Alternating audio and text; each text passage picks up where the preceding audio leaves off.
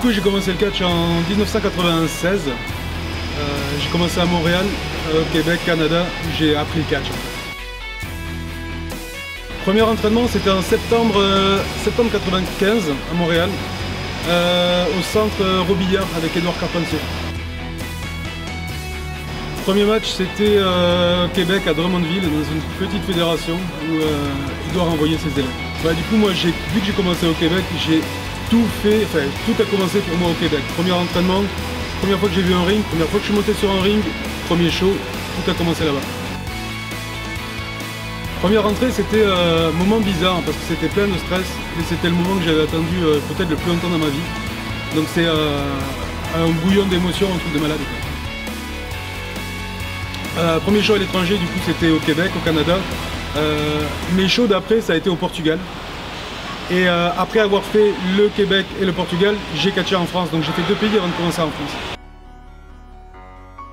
La vraie différence entre les shows français et les shows étrangers, c'est entre guillemets le professionnalisme. La plupart du temps, les shows en France, c'est une plus petite échelle. À l'étranger, ils ont tendance à faire un peu plus gros. Il y a des très bons catcheurs étrangers, il y a des très bons catcheurs français. La vraie différence, c'est la façon dont on voit les choses. Les étrangers voient forcément ça comme un taf. Les Français voient plus ça comme une passion que comme un taf, c'est la grosse différence. Patron de la ICWR, du coup, c'est une casquette. J'ai aussi la casquette de catcheur, d'entraîneur. Moi, je me vois un petit peu comme un maillon de la chaîne du catch, parce que je fais partie du monde du catch, mais un petit peu à l'écart en fait. J'ai pas tellement de rapport avec les autres patrons, pas beaucoup avec les autres catcheurs, sauf ceux qui bossent pour moi. J'ai des rapports avec les gens que j'entraîne. Mais j'ai un profil un peu particulier, en fait je rentre pas du tout dans les cases, ce que les gens d'habitude n'aiment pas, mais comme ça. Booster, bien sûr, et il comprendra pourquoi. Le style de catch a changé avec les années, avec la morphologie. Pendant très longtemps, j'ai été, entre guillemets, le gros costaud qui voltige. J'étais le gars de 150 kg qui fait un moonsault. Mon style de catch, c'était ça. Après, ça a été beaucoup plus bagarreur quand je me suis niqué les genoux et que j'avais beaucoup plus de mal à faire les moonsaults. Donc ça a été plus bagarreur, un peu hardcore et tout ça. Maintenant je reviens à mes entre guillemets premières amours, donc c'est plus un petit peu de voltige mais moins. 2-3 dives comme ça juste pour faire le gars intelligent mais juste pour me faire plaisir et pour popper un peu, mais plus raisonnable maintenant en fait. Parce que à cause comme beaucoup d'anciens catcheurs à cause des blessures quoi. Je pense que comme tous les catcheurs en fait, plus tu avances dans le métier, plus tu t'aperçois que ce qui compte vraiment c'est l'expérience. Donc comme beaucoup de catcheurs de mon âge, moi ça fait 22 ans que je fais ça, j'ai fini par comprendre que c'est pas ce que tu fais qui compte, c'est quand tu le fais. Et la plupart du temps c'est moins t'en fais, plus ça veut dire quelque chose, mieux c'est. Donc quand j'ai commencé à catcher, je trouvais que tous les vieux étaient feignants, qui faisaient pas grand chose. Maintenant je suis un des vieux qui a l'air feignant et qui fait pas grand chose, mais parce que je sais ce que je fais, alors que quand j'étais jeune je savais pas.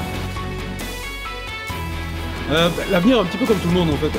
J'ai déjà fait beaucoup de choses dans le catch. J'ai dû faire 13-14 pays, j'ai bougé pas mal. Et maintenant c'est plus des objectifs personnels. C'est plus, j'ai perdu beaucoup de poids et je recommence à vraiment me faire plaisir dans le ring.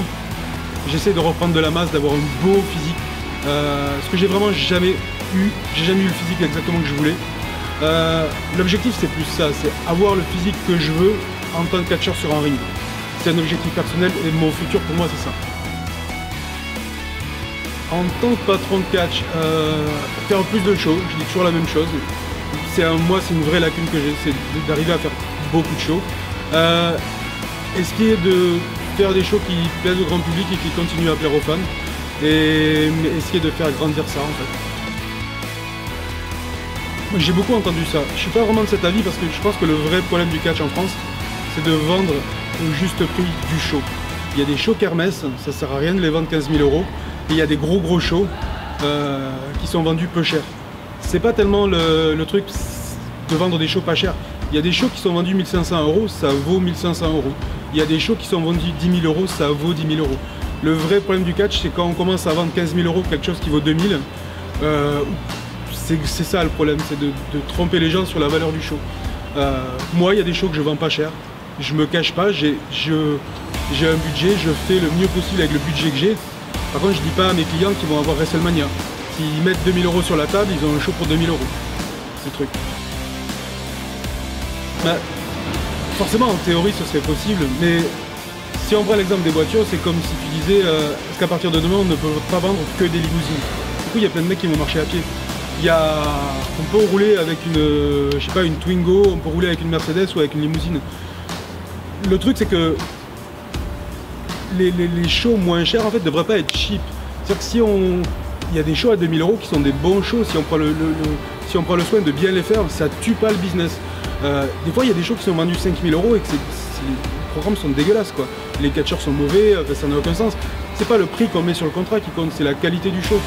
En théorie, bien sûr, tu as raison, tous les shows devraient être vendus 15 000 € et tous les mecs devraient être super bien payés. Le problème, c'est que c'est le stade d'après, c'est le stade ultime en fait. Il y a toute la progression pour arriver à ça. C'est le but final, mais on ne va pas décider ça du jour au lendemain.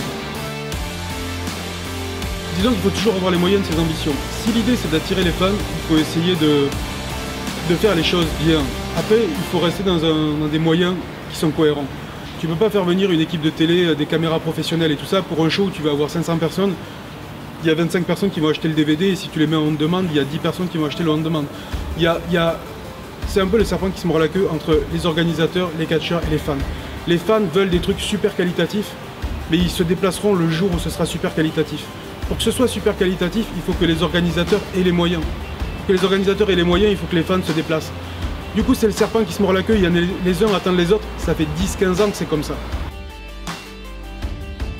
On va pas se mentir, la première raison, c'est des questions d'ego, c'est des questions de personnalité qui ont du mal à fonctionner ensemble et à travailler ensemble. Après, il y a des questions de génération, et il y a des questions de point de vue, en fait, on n'est pas forcément tous d'accord sur la façon de faire les choses. Et donc il y a plusieurs raisons. Est-ce que ce serait bénéfique ? Peut-être que oui, peut-être que non. La concurrence engendre normalement le fait d'être meilleur. Tu vas être meilleur que ton concurrent te pousse au cul pour être meilleur. Le fait de tout regrouper dans une structure, c'est peut-être que ça tuerait totalement la stimulation qu'il peut y avoir. Donc ça peut être une vraie réponse comme la pire des réponses. C'est dur à dire. La responsabilité, c'est simple. Hein. Normalement, les catcheurs ne montent pas d'eux-mêmes sur le ring. C'est des promoteurs qui les font venir. Donc là, et le problème de ces jeunes, c'est qu'ils savent pas, personne a été là pour leur dire que ça se faisait pas comme ça. Donc la faute aux promoteurs qui les mettent sur le ring, peut-être parce qu'ils sont pas chers ou gratuits, parce qu'ils veulent se faire mousser, parce que c'est plus simple, parce que c'est le fils d'une copine, d'un copain, d'une cousine. C'est ça, il y a du copinage, il y a le fait de ne pas avoir d'ambition, le fait que c'est plus simple, et puis le fait que pour beaucoup de gens, le catch c'est une passion, c'est un loisir en fait. Alors que c'est un taf, normalement la question qualitative elle est primordiale et ces gens ne le savent pas, donc ils font n'importe quoi. Alors ce que j'aime dans le catch, plusieurs choses. Le fait de raconter une histoire, le contact avec le public, le fait d'être un personnage que tu crées toi-même et que tu fais évoluer. Il y a beaucoup de choses comme ça, mais c'est vraiment le truc le plus basique en fait. Quand j'avais 9 ans, je me suis dit je donnerais tout dans ma vie pour faire du catch. J'ai réussi à faire du catch et je suis arrivé à être catcheur et après à avoir ma structure, à entraîner. Donc la question inverse, qu'est-ce que j'aimerais, qu'est-ce que je n'aime pas dans le catch? Au final, très peu de choses. Je crois que j'aime tout dans le catch en fait. La question du chiquet, c'est ce qu'on voit toujours dans la presse. Mais pour une raison assez simple, c'est quand on parle de catch, la première idée reçue, c'est que c'est chiqué. Donc ça évite aux journalistes de faire une enquête, ils font un beau titre en mettant le catch c'est chiqué. Au final, les seuls trucs qui sont chiqués dans l'histoire, c'est les journalistes en fait qui font pas leur taf et qui sont des branleurs parce que ça va plus vite de dire le catch est chiqué, ton article il est fini, plutôt que d'aller voir ce qu'est vraiment le catch. Donc c'est vraiment de la paresse d'esprit et c'est au mieux, sinon c'est plutôt de la malveillance.